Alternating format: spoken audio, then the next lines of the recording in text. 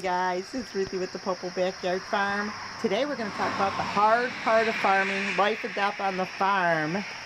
And I have OC here, Shorty, Charlene, Sam, Larry, and under here is Maxine. They're having a little snack. I usually do not feed animals in the dark. You have predators that come out at dusk.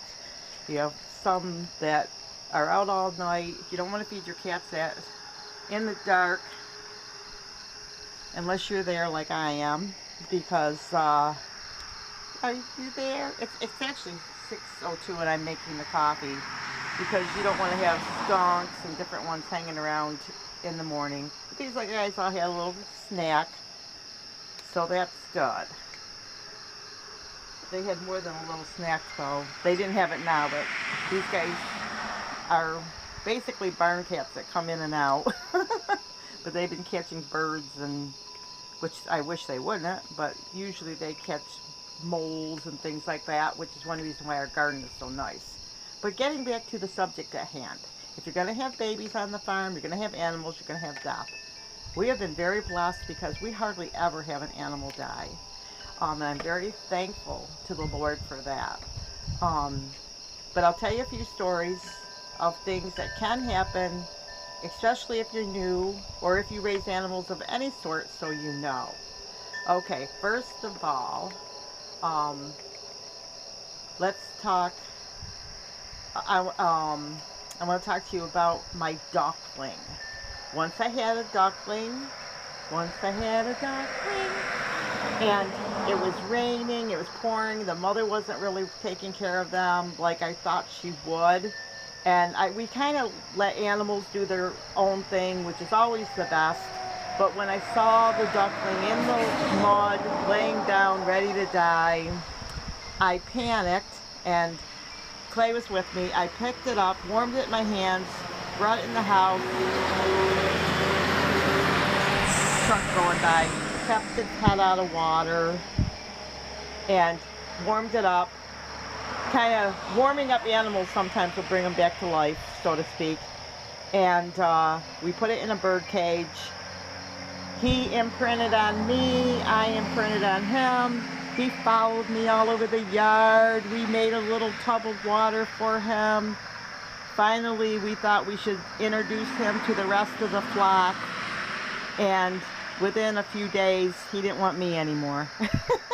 He used to go in with me and then come out with me, and eventually he didn't, he wanted to be with his flock, and that's the way it should be. We've had bunnies before, that new mother, later kits all over the pen. I saw them freezing cold because I knew that, she was ready to give birth. I could tell she wasn't paying attention to them. I had to make, cars are coming, guys. I had to make a snap decision. I took her babies and threw them in with other mothers because our rabbitry was bigger. And those other mothers that had babies took care of those babies and treated them like their own. And that was really nice. And then a few weeks later, I said, well, let's take a chance, because you don't know. And I put them back with their own mother, and she nursed them and brought them to adulthood. We had a turkey one time, baby, that I said, oh, the turkey baby, and Clay kind of looked at me like, I don't know, Ruthie, about this one. So we took it inside, we tried to get it, kind of warmed it up and all the things, and it died within a few hours. I know one time I raised puppies. I had raised Boston Terriers. One didn't make it. You feel kind of upset about it. Those types of dogs have to have a cesarean. So if you raise like a bulldog or Boston Terrier, you have to have a vet involved. And it is pricey to do it. And they have to have a cesarean because their head is too big. I mean, these are the things you need to be aware of. Kittens, a little bit like rabbits in the fact that they do not, the mother cat does not abandon her babies. Usually there's something wrong with the baby, or there's something wrong with, that's with cats. Let's cover cats first. Cats are tricky because they can exasperate the milk like it can kind of drown them. Um, Usually if a mother kitten rejects her babies, there's a reason. If you find that you have that situation, you're going to have to make sure you do your homework, because they need to be fed a certain way. You need to wipe their butts so they go to the bathroom and all that type of thing. And I strongly recommend having a buddy or a friend help you with that if they have already done it. If not, talk to your vet. But like I said, those are situations that can arise with cats and kittens and those types of things. It's very, very rare. I don't think people, really worry about that. I know I had somebody one time had some kittens that were abandoned, and I, had a cat that was nursing a kitten, and I said, basically you can bring it here, because I have had a cat before that has nursed other kittens, and that happens. But the thing about it is those things usually, like I said, you're not gonna find that very often. But if you have kittens, that's a situation where you almost want to talk to your vet, unless you know somebody that's ever done it. Now, getting back to bunnies, they are not usually hardly ever abandoned. They are usually, that's a situation where the mother is feeding them. She's a prey animal,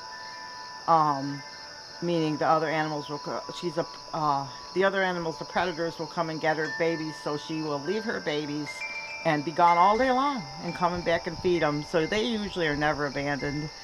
That's just something people see them and think they are, because they find their nest. But chickens, usually the mother will follow I haven't seen a chicken abandon her babies. But with most animals, believe it or not, birds, you can throw chicks under other mothers and that type of thing. You can do the same with mammals. A lot of it depends on the parent and things like that. Some mammals won't have anything to do with it. Some will, try to steal each other's babies, like chickens and stuff like that, like stealing nests and stuff. Older animals on the farm, you're going to get attached to your favorite animal.